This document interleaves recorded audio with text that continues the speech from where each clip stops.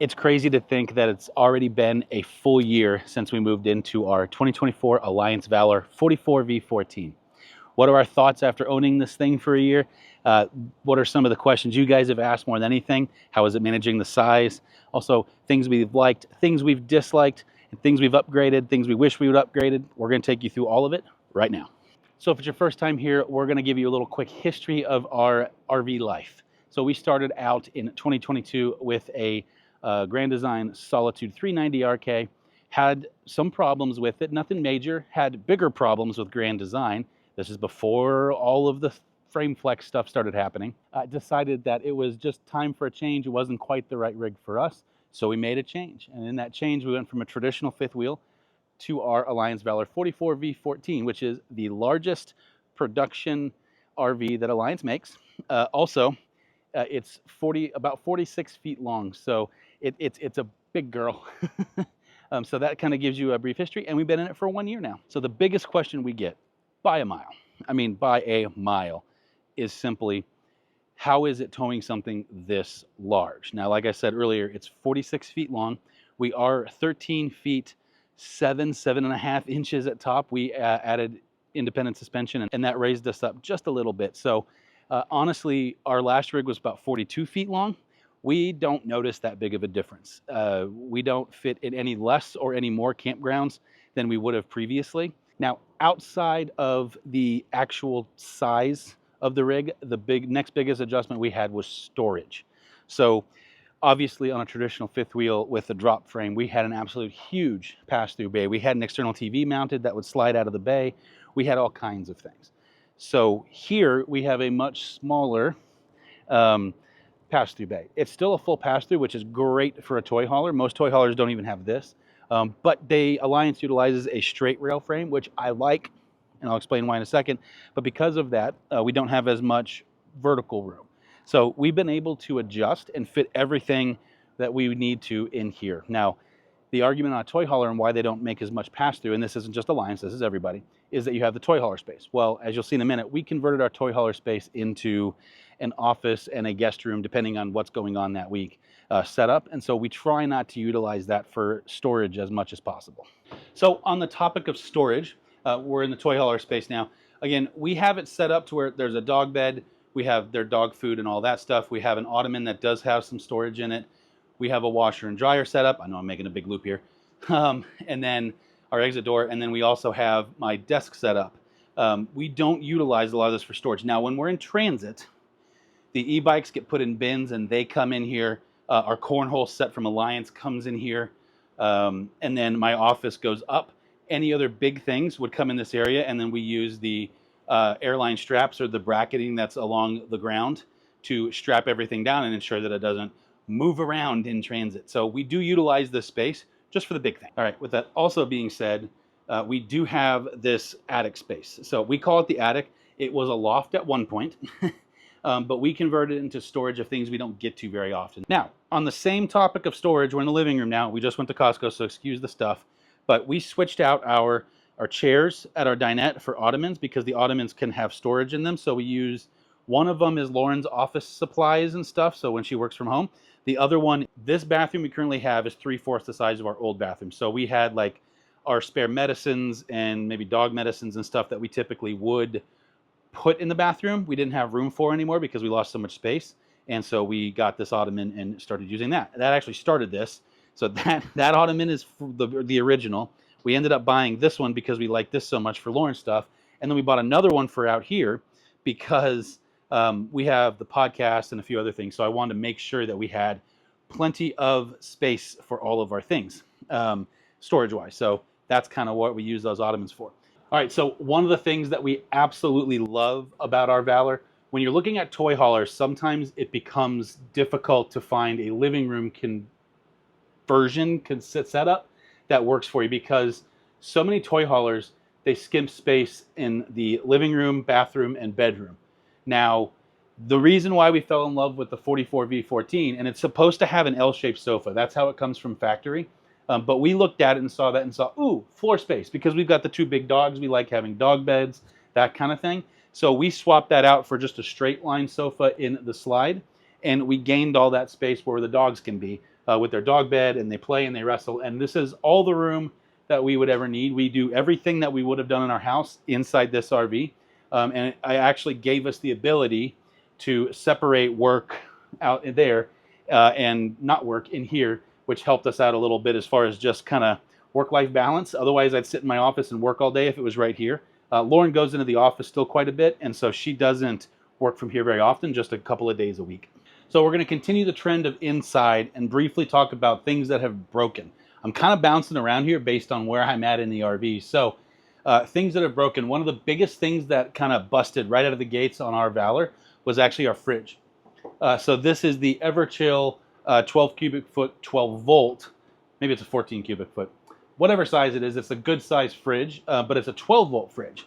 Everchill doesn't have the best reputation, which, by the way, Everchill is owned by Lippert, like most things.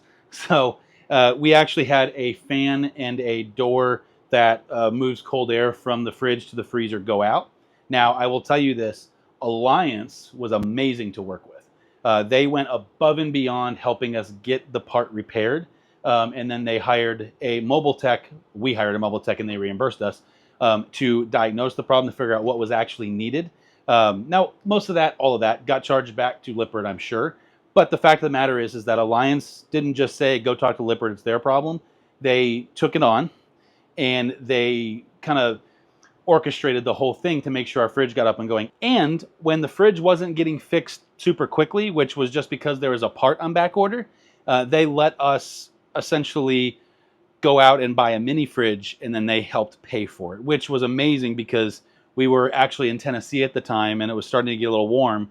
And we were cheaping out and just going to get ice every couple of days for a cooler, and we were minimizing what we put in there. Like we had a half gallon of milk, some lunch meat, so we really weren't living the way we normally would have lived. And when they did that, we were able to go back to some version of normal.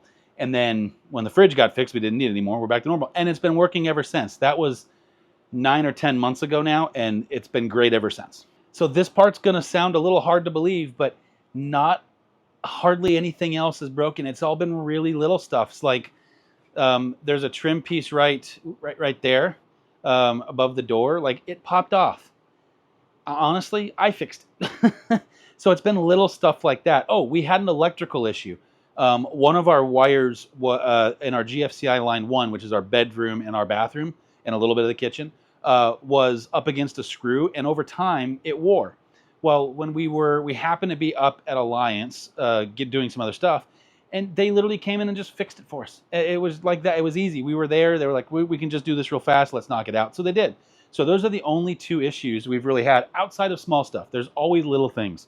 And that little stuff is so minute that 9 times out of 10, I can fix it. And if for some reason I can't fix it, Alliance has been great to work with to fix it. Like they came in during the rally and just touched some stuff up. I reran the wiring so that we could have our washer dryer in the back. Wasn't the prettiest job. They came in and made it look like it came from the factory that way. So we're super appreciative when they do stuff like that. So the last thing on our issue front, which this is no fault of anybody's, was our front cap. So I say it was an issue because when we were on our way to the Florida RV Super Show last year, we were towing this through Mississippi, and I watched a lug nut shear off of like a Walmart truck, like a semi, and literally bounce right in front of us and go right into the front cap and left what was described as by the executive team looks like a bullet hole. So that happened. But when I took it back to Alliance to have them fix it, because I wanted them to actually put hands on it, I trust Alliance versus most people when it comes to system critical stuff like that and water closure in the front cap. I consider system critical. I asked them their honest opinion if we could repair it or if it should be replaced. And after they looked at it, they straight up told me, like, you can repair it, but it will quite never be the same. And so they were very honest about it's not that much more expensive just to replace the front cap. So we replaced the front cap. With that being said, they did a phenomenal job. They had it for a couple of days. All right, we are on the service side now, and I just wanted to point something out because this is something that is on the 24 Valors and forward, is they switched to this manifold system. One of the things I absolutely love about Alliance, and I've loved this, is that they are innovative and they try to push everything forward. Now, I love this simply because if there's an issue, I just have to walk out here and turn one of them off. Or if it's something I don't use, let's say like our master washer, our washer and dryer hookup in the master bedroom, we never put it there. We put it in the back. And there is one for the back as well, which is right there, a prep area. But because I put it in the back, I turned these off and I've never opened them. So no water has ever been pressurized from the main part of the system all the way up to that line. There's never had a drop of water in it. Also, the shower ports, these things, I don't use those either. I don't know why, I just don't. I never have. And so I turn those off. My theory is that I'll just turn them on if I ever need them. I literally have never turned those on. And so a lot of things stay off. Now, as you can tell, obviously a lot of things are on, like our kitchen sink, the bathroom toilet, the main shower. All of those are on and work great and normal. All right, let's talk a little bit about upgrades and what we've done to make this rig more ours versus just something that rolled off of the line. So the first one that I can't really show you, I mean, I can show you, but it's way under there, would be our independent suspension. So at the time we purchased this RV from Alliance, they were not doing triple axle installs of independent suspension from MORryde in factory. So we worked with MORryde aftermarket and took the rig over. So our old suspension, which this rig typically comes with the MORryde CRE 3000, we literally drove like 4.5 miles on it. We took it from Alliance to MORryde. That was it. So when we did that, we obviously put the independent suspension on. We did grow about an inch, inch and a half. To be honest with you, it travels so much better now, and I will do this on every big rig I have going forward that I can. It has been an absolute game changer for our travel days. If you watch our travel videos, you know that when we do go, we have a tendency to be on the road for anywhere from 7 to 12 hours a day because of how we travel. And so that gives me so much more peace of mind, combined with the disc brakes that also came on with it. Oh, I'll do that upgrade every day, all day. If you're interested in getting MORryde independent suspension, let them know that we sent you. They give you a little like bonus welcome thing, and then tag us if you take pictures or you're there. We like to see these things happening because we believe in the products, and so hopefully if you guys were to do it too, you also believe in it. All right, besides independent suspension, this has been our other biggest upgrade, and I will say that this is actually probably our legitimately biggest upgrade. So we installed a pretty robust, and I say pretty, very robust solar and lithium setup. It is a 24-volt system that was put together by our good buddy Todd Henson at Big Beard Batteries, RV Unplugged, the NRVTA, all of the things. And so yeah, it's a dual quattro systems, and again, it's on 24 volts. So at capacity, we can invert 10,000 watts of inverted power, 5,000 per line, and then we have three 300 amp hour 24 volt batteries. In addition to all of that stuff in that lower bay, we also have about 2,600 watts of solar up on the roof, powering this whole thing. Now, from the factory, we did get the MPS 5500 generator on board as well. So we do have a generator. We do have external fuel tanks that we do use in some scenarios. So like right now, it's Texas. It's hot. If we were to go boondock tonight somewhere, I would run the generator until I couldn't anymore, essentially. So only because the way that this system is designed is it uses a function called power assist. And so when we're doing power assist, like let's say, like it can run everything it wants, but it's going to drain those batteries fast. So let's say we're pulling in 2,000 watts of power on the roof, which is reasonable on a normal day for us. And we're running all 3 ACs and it may be the heater for the dryer, the washer dryer.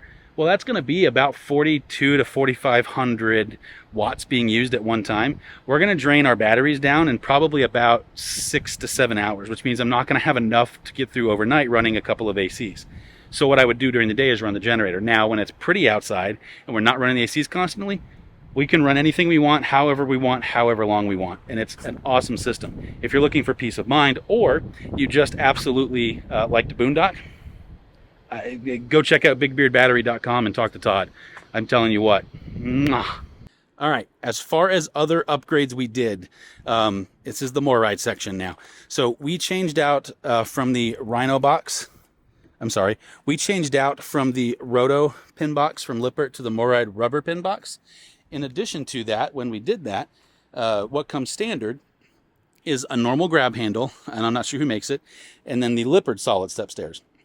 I prefer the MORryde step above stairs because of how they're a full assist all the way in. The Lippert ones come down to a certain point and then assist, and it kind of uses this pulley. It's just kind of weird. I prefer these. I think these feel more solid. Plus, they have longer legs for the feet. And so what happens is, if you're in, like, we're a little taller because we don't have that drop frame. So we've had to get to some places where we've been really unlevel. We've had to use every ounce of that. And I would be concerned that the Lippert ones would not actually allow us to put our stairs down, which would be a problem. Also, we have this safety rail from MORryde because it extends all the way to the bottom step. Most of those rails that you see that pop in like that, they stop right about here. And so they get to there. Now, for most people, that's okay. But like if you have groceries, or like Lauren, she has a little bit shorter arms. This is nice having here. And it's literally as simple as that. And it goes away. And so it looks cleaner. It's just, overall, we just really prefer how that system works. All right, this upgrade is not very sexy. But what we did do is almost immediately we added the snap pads. I will preach that you should always have snap pads on your rig. There are some scenarios in our previous rig that I full on truly believe that the snap pad saved our butts. And I just realized that my mics were acting weird, so I am going to apologize if any of that audio came out kind of funky. I did just realize it, and I have switched out mics, so hopefully problem resolved. So recently Alliance came out with a new full body paint scheme for the Valors, which by the way looks amazing.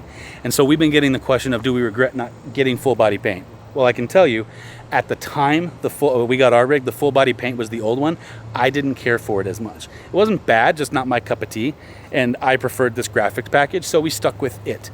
If I was buying that rig today, I probably would make the investment and get full body paint, because now it looks absolutely amazing. To be honest, all of the Alliance full body paint schemes are really good looking. That Paradigm full body paint 2025 with the new cap, which is essentially the cap we have, and that paint might be the best looking RV in the industry, that from a towable perspective, that I've ever seen. It's awesome. And if you haven't checked them out, make sure and go check them out. All right, last but not least on the upgrades that we were super happy we did in our first year of ownership, it's those guys.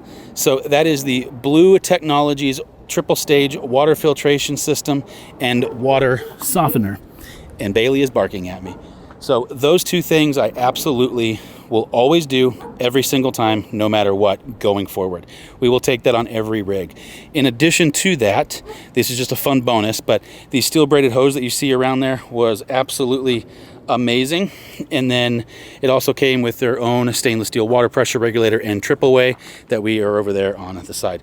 These two things have changed how we look at water for an RV system, to be completely honest with you. We didn't add extra filters. We didn't do anything else. We just drink the water straight from the tap. We do sanitize our lines in our tank every once in a while still, but we have way more faith that the water coming into our coach is safe than ever before. All right, this one's gonna be real quick because the bedroom's not all that clean at the moment. We have stuff everywhere. This has been our other massive upgrade. So our Brooklyn Bedding, RVmattress.com by Brooklyn Bedding mattresses.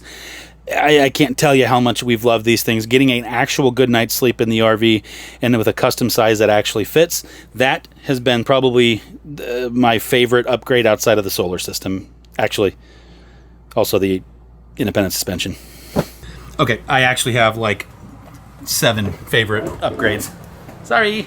So what are our final thoughts on living in the RV for over a year now? We absolutely love our Valor 44V14. The one thing we tell anybody if they're looking at purchasing it is just understand its size. You know, there's not a big difference. If you're looking at anything over 40 feet, you're perfectly fine. I wouldn't worry about it. Now, if you're looking at something that's under 30 feet, like a travel trailer or like a small Paradigm or Avenue fifth wheel, that's a little different because you're gonna fit places that this won't fit because of our length. The only thing I'll tell you also is that we rely very heavily on RV Life and our Garmin GPS to navigate us in certain areas so that we don't accidentally put ourselves in a scenario to potentially cause damage to our rig or get into a sticky situation, that kind of thing. So would I buy this rig all over again? Absolutely yes. You know, it's different than a regular fifth wheel. We like change, and so will we buy a Valor for our next rig? I don't know. That's years down the road. I'm not overly concerned about that at the moment, but I'll tell you that I'm super happy with the purchase that we made. not only because this rig's been amazing, but Alliance has been amazing. We've loved working with them, and it's no secret that we're brand ambassadors for them now. And so if I was or I wasn't, I'd be saying the exact same thing, and that would be, if you are looking for a fifth wheel, at least consider Alliance RV regardless, or travel trailer, because of how they treat their customers and how they interact. I've never seen a team more dedicated to working with their customers and just doing the right thing. I know they say that a lot up there, but quite frankly, it's the best way to describe what they do. Thank you so much for watching. If you have questions about our rig, maybe you're thinking of purchasing one, or any of the products that we use on our rig, you can check out all of that stuff in the description below. For more information on us and the things that we do, you can check out millersinmotion.com. And thank you guys so much for watching. We appreciate every single one of you, and we look forward to seeing you next week. Bye, Mom.